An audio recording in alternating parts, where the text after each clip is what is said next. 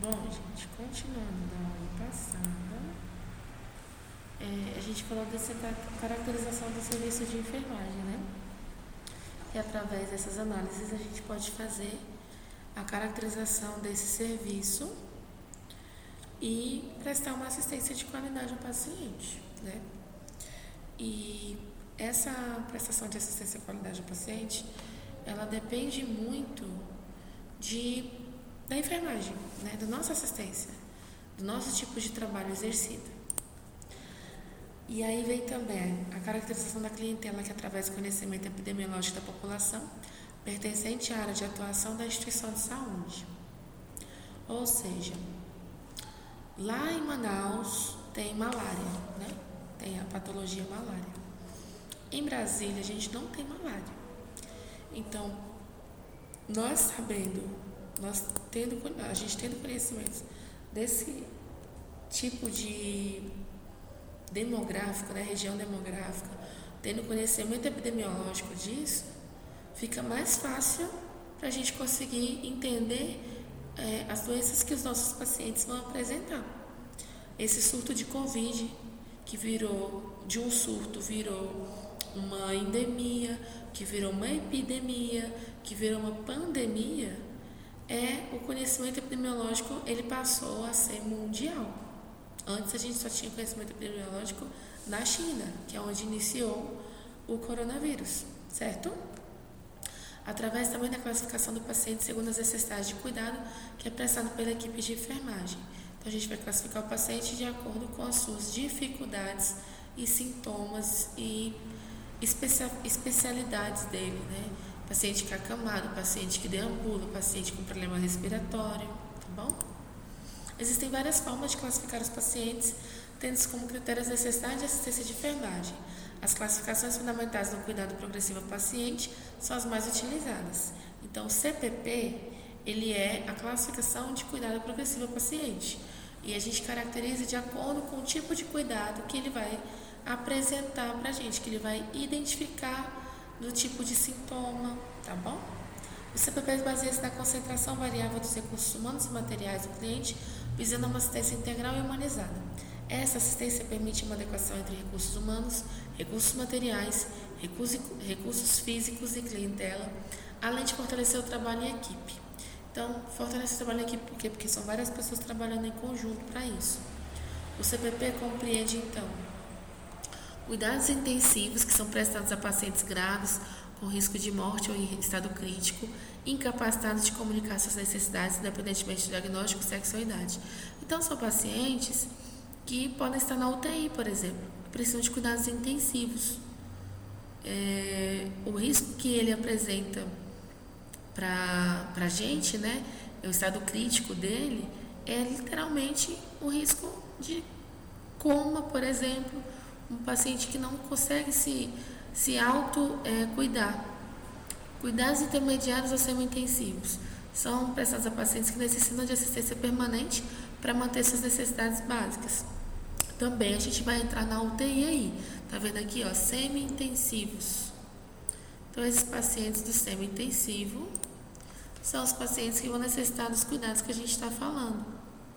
Cuidados prolongados prestados a pacientes crônicos com tempo de permanência imprevisível, na fase de reabilitação, orientação e ajustamento às suas enfermidades e capacidades. Aqui vai entrar o UTI de novo, mas também pode entrar uma clínica médica da vida, que o paciente ele está lá porque a permanência dele é imprevisível, mas a patologia dele é grave, ele necessita de cuidados, né? São pacientes crônicos, tá? Cuidados mínimos prestados a pacientes autossuficientes, ambulantes e convalescência, para as quais as ações de enfermagem estão voltadas para o controle terapêutico, orientação, recuperação e reabilitação. Eu também posso entrar na clínica médica aqui com cuidados mínimos. Posso entrar também no postinho de saúde. Posso entrar também dentro, clínica cirúrgica. Centro cirúrgico também. Depende do tipo de paciente. Paciente que sofreu um trauma, ele não está no cuidado mínimo do centro cirúrgico. Mas o paciente que vai fazer uma cirurgia às vezes, uma retirada de um siso que ficou inflamado e não pode fazer no consultório odontológico, ele vai fazer no centro cirúrgico, também é um cuidado mínimo, tá? Cuidados ambulatoriais prestados a pacientes externos que necessitam de serviço de diagnóstico, tratamento, prevenção e reabilitação. Aqui entra muito o postinho. O postinho se enquadra muito dentro disso aqui. Cuidados domiciliares. Domiciliar já fala, né, gente? Home care. Então, aqui a gente já fala que o home care, né, é esse cuidados intensivos. Cuidados domiciliares, perdão. Tá bom? Opa. Tá só atualizando. Pronto. E cuidados agora no geral, pra gente entender. Cuidado progressivo ao paciente. Progressivo é que é constante, gente. Ou seja, a todo momento o paciente vai precisar da gente. Só que alguns vão precisar de cuidados mais intensivos e outros nem tanto. O importante é que se estabeleça o perfil do cliente para cada tipo de cuidado ou grau de dependência. É essencial que essas formas de caracterização sejam feitas com a colaboração de todos os elementos da equipe de enfermagem. As propostas de melhoria de qualidade de enfermagem dependem diretamente da previsão adequada de pessoal de enfermagem em qualidade e quantidade para prestar assistência que a clientela necessita. Então, assim, nós somos os filtros, nós que vamos perceber o tipo de assistência que ele necessita. Ele vai nos dar sinais, mas somos nós que vamos perceber. Aí a gente entra nas escalas. Escala de distribuição de enfermagem. Tem vários tipos de escala, mas as escalas de distribuir já se fala, né? Eu vou distribuir tanto as pessoas para trabalhar com o paciente, quanto também eu vou distribuir o número de pacientes para essas pessoas. Então, a distribuição de pessoal de enfermagem para a efetivação da assistência de enfermagem é uma atividade complexa que necessita de tempo e requer da parte de quem a faz conhecimentos relativos às necessidades da clientela, à dinâmica da unidade, às características da equipe de enfermagem e às leis trabalhistas. Baseada nesses aspectos, a distribuição de pessoal deverá ser feita de forma racional para assegurar que a assistência de enfermagem seja prestada à clientela da melhor forma possível. No serviço de enfermagem, a distribuição de pessoal é feita sobre a forma de escala mensal, escala diária e escala de férias. E a primeira a gente fala da escala mensal. É também denominada escala de pessoal, escala de folgas, e refere-se à distribuição dos elementos da equipe de enfermagem em uma unidade, durante todo o dia do mês, segundo os turnos de trabalho, manhã, tarde e noite. É onde são registradas as folgas, as férias e as licenças dos elementos da equipe. As folgas devem ser planejadas de forma a garantir o número suficiente de cada categoria, o enfermeiro, o técnico e o auxiliar, se tiver. Auxiliar, ele também vai entrar nessa escala. Na assistência de enfermagem prestada durante as 24 horas do dia. Por quê? Eu não posso dar folga para 2 enfermeiros no mesmo plantão, porque o que ficar vai ficar sobrecarregado. E a assistência de enfermagem, ela é prestada durante as 24 horas, a gente não para. Lembram disso? A enfermagem é a única profissão que ela não para, ela trabalha 24 horas do dia, profissão da área da saúde, né? Frequentemente compete ao enfermeiro da unidade a elaboração da escala mensal, porém essa atividade poderá ser delegada a outro elemento da equipe de enfermagem, após orientação quanto aos critérios que embasam a elaboração. A equipe de enfermagem deverá, entretanto, supervisionar a confecção da mesma. Então, por que vocês têm que aprender a fazer escala? Para vocês terem noção de como elaborar uma escala, para, no momento que houver necessidade, auxiliar o enfermeiro da unidade e também para vocês entenderem se vocês estão sendo injustiçados em relação a isso. Porque muitas vezes está fazendo mais horas do que o coleguinha. Então, é bom que vocês também aprendam. Por isso que a gente aprende sobre escala também. Quais são os pontos que a gente vai considerar na hora de elaborar uma escala mensal, gente? O funcionário poderá trabalhar até 8 horas diárias e 44 horas semanais. Professor, a gente vê o pessoal trabalhando 12 horas. Sim, gente. Na verdade, a gente não vê 12. A gente vê gente fazendo 24, fazendo 36, fazendo 48 horas seguidas. Porque tem gente que tem mais de um emprego. Então, aqui quando se fala até 8 horas, seria seguida, tá? E 44 horas semanais. A jornada de trabalho pode chegar no máximo 10 horas diárias, porque tem hora de descanso, tem um momento que você vai ter o seu repouso, né? Então, somatizando, as outras 2 horas seriam em cima disso. Essas horas a mais podem ser a título de horas extras ou compensação de horário semanal. O funcionário tem direito a no mínimo um dia, né, ou seja, 24 horas de descanso por semana, remunerado e preferencialmente ao domingo, exceto quando a atividade profissional exige trabalhar aos domingos, ou seja, nós. Então não é todo domingo que a gente vai folgar, tem domingo que a gente vai trabalhar, tem domingo que a gente vai ter folga. Nesse caso, o funcionário terá direito a pelo menos um domingo a cada 12 dias. Além das folgas a que o funcionário tem direito, de acordo com a duração semanal do trabalho, devem ser inclusas também as folgas referentes aos feriados civis e religiosos, quando for possível e dependendo da instituição. Se o hospital funciona 24 horas, gente, nós vamos trabalhar no feriado, nós vamos trabalhar no nosso aniversário, nós vamos trabalhar no Natal, no Ano Novo, certo? O que vai acontecer? A gente pode combinar a questão da folga com relação a datas, né? Principalmente aniversário, que as pessoas gostam de pedir folga para férias, pedir folga para aniversário, Natal e Ano Novo. São as datas que mais o pessoal pede. Esse tempo pode ser dilatado a critério da autoridade competente quando a saúde do filho exigir. Esse tempo que se fala dos feriados e desses domingos, tá? É obrigatória a concessão de um intervalo mínimo de 1 hora e no máximo 2 horas para repouso ou alimentação em trabalho contínuo, cuja jornada é 6 a 6 horas, que é o que a gente comentou. Para trabalhos cuja jornada exceda 4 horas não ultrapasse 6, é obrigatório o intervalo de no mínimo 15 minutos a critério da instituição. Quando eu trabalhei lá no Conjunto Nacional, que eu falei para vocês que eu fui enfermeira responsável técnica lá, eu trabalhava 6 horas. Então eu tinha 15 minutos de almoço. Pronto, 15 minutos era meu almoço. Eu engolia a comida, né? E tomava café antes, porque eu chegava antes do meu horário para conseguir tomar café. E almoçava em 15 minutos para voltar ao trabalho, porque eu não conseguia esperar para sair do meu horário. Eu tinha que engolir a comida rapidinho ali e estava tudo certo. Então, quando o trabalho não ultrapassa 6 horas, a gente só tem 15 minutos de comida para se alimentar, antes de repouso. Os intervalos de descanso não são computados nas jornadas de trabalho, que é o que a gente estava comentando. Condições em que a ausência do funcionário não é considerada falta ao serviço, não havendo, portanto, prejuízo do seu salário. Até 15 dias em caso de doença devidamente comprovada, ou seja, mediante atestado fornecido por médico da instituição de previdência social que estiver filiado ao empregado. Até 2 dias consecutivos em caso de falecimento do cônjuge, ascendente, descendente, irmão ou pessoa que declarar em sua carteira de trabalho e previdência social viva sob sua dependência econômica. Gente, isso aqui é a CLT, tá? Isso aqui está dentro da CLT. Eu só coloquei aqui para as partes que interessam a vocês, para poder vocês se atualizarem. Até 3 dias consecutivos em virtude do casamento. Por 5 dias para os homens em caso de nascimento do filho. Por 1 dia a cada 12 meses de trabalho em caso de doação voluntária de sangue devidamente comprovada.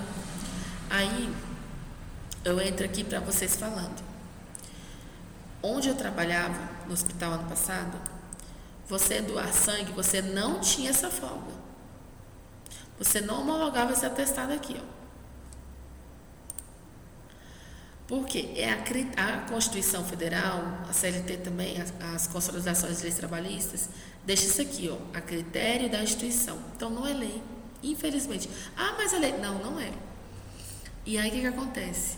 Ah, eu fui doar sangue, eu tenho folga. Você vai conversar com o seu gestor e ele vai te dar a folga. Ou você vai, né, leva para ele o atestado e ele vai abonar aquele atestado seu, né, aquela falta, para você ir para casa e pagar outro dia esse dia. Então, depende da instituição. Confesso que foi a primeira instituição que isso me aconteceu. Quando eu doava sangue, que eu trabalhava em outros locais, porque eu sou doadora, não acontecia isso. O pessoal homologava tranquilamente e eu ia para casa, tá? Depende do local. Até 2 dias consecutivos ou não para alistamento eleitoral nos termos da lei respectiva. no período de tempo em que tiver de cumprir as exigências de serviço militar, durante a suspensão preventiva para responder a inquérito administrativo ou de prisão preventiva quando for pronunciado ou absolvido, quando o funcionário servir como testemunha devidamente arrolada ou convocada, durante o período de licença maternidade que corresponde a 120 dias ou mais, a critério da instituição, por 15 dias com prorrogação da licença gestante, mediante atestado médico, quando a amamento da instituição não tem creche, se a falta de trabalho estiver fundamentada na lei sobre acidente de trabalho. Aí aqui também de novo, professora, minha empresa me deu 4 meses de licença maternidade como consta a lei, mas o meu filho precisa de mais 15 dias para amamentação. Então, segundo a lei, você não tem mais 15 dias em casa. Você vai ter direito a entrar 1 hora mais tarde no seu trabalho ou sair 1 hora mais cedo para amamentar. Infelizmente é assim, viu, gente? Por exemplo, se você entra às 7 horas da manhã no trabalho, você vai poder chegar às 8. Ou então, se você entra às 7 e sai às 7, você vai poder entrar às 7 e sair às 6. Entendeu? Então, a Constituição, ao mesmo tempo, a consolidação das leis trabalhistas, ao mesmo tempo que ela dá essas brechas aqui positivas, também tem a brecha negativa, que aí a instituição ela vai literalmente colocar sempre no mínimo, sempre no mínimo, a não ser que seja a pessoa que está concursada. O GDF, por exemplo, ele dá 6 meses de licença maternidade, tá? A duração semanal do trabalho do pessoal de enfermagem varia de acordo com a instituição. Tem instituição que é 30 horas, tem instituição que é 36 horas, tem instituição que é 40 horas, tem outras que é 44 horas, tem umas que são 12 por 36, que, por exemplo, eu trabalhei hoje, terça-feira, e vou trabalhar, hoje é quarta, né? E vou trabalhar quinta-feira agora. Porque eu trabalhei 12 horas hoje, amanhã eu folgo e eu vou trabalhar então na sexta, perdão. Porque é aquela escala do dia par e dia ímpar, tá? A gente vai fazer isso bem bonitinho, não se preocupe, vai aprender legal. Vamos aprender bem bonitinho. E também tem escala de 12 por 60, você trabalha 12 horas e folga 60. Não podendo exercer a 44 horas semanais. O número de folgas será de acordo com a duração semanal do trabalho, mais as folgas correspondentes aos feriados do mês. A escala mensal deverá ficar em local visível e será fixada em tempo hábil para que os funcionários possam programar suas atividades pessoais. Então, você que é funcionário da empresa tem que ter acesso à escala, tá? Para você se programar com a sua vida. Quais são as recomendações para a elaboração da escala mensal? Colocar o nome completo de cada funcionário e o cargo que ocupa. Usar o código de escalonamento do turno, por exemplo, manhã, tarde, noite e folga. Então, com essas iniciais aqui, M de manhã, T de tarde, N de noite, F de folga. Ressaltar na escala os domingos e feriados. Certificar os números de folgas correspondentes ao mês, registrando o mesmo no rodapé da escala, ou seja, vai ficar lá no finalzinho os números de folgas, né, que as pessoas vão ter direito no mês. Anotar na margem direita da escala o número de folgas que porventura o funcionário tenha a ver ou que esteja devendo mediante consulta de escala anterior. Evitar deixar folgas de um mês para o outro, pois o acúmulo de folgas poderá dificultar a elaboração das escalas mensais subsequentes. Por exemplo, eu falo assim para o João, você tem folga esse mês de setembro, dia 17. Eu não quero tirar esse 17, posso tirar mês que vem? Pode. Aí vai acumulando. Quando você percebe, quando chega lá em dezembro, o João tem 10 folgas para tirar. E ele quer tirar os 10 dias seguidos. E não é férias dele. Então, vai ter problema, porque ele tem direito à folga, só que não dessa forma. Entenderam? Então, por isso que às vezes a gente não pode deixar passar de um mês para o outro. Verificar um dia da última folga do mês anterior, para que não haja período maior que 7 dias consecutivos sem folga. Observar que o retorno do funcionário de férias incide em dia útil. Então, na hora de dar as férias para o funcionário, a empresa também deve observar que essas férias têm que ser dadas para o retorno dele ser num dia útil, não ser num fim de semana, por exemplo. De preferência ser no meio de semana. Não que tenha problema começar no fim de semana, mas que de preferência inicie no meio de semana. Consultar a escala anterior para verificar o último plantão noturno em que o funcionário trabalhou no mês. Verificar se há equilíbrio em número e qualificação profissional do número do pessoal de plantões. Por exemplo, tem número suficiente de enfermeiros, de técnicos? tem número suficiente de pessoas para trabalhar com aquele número de pacientes.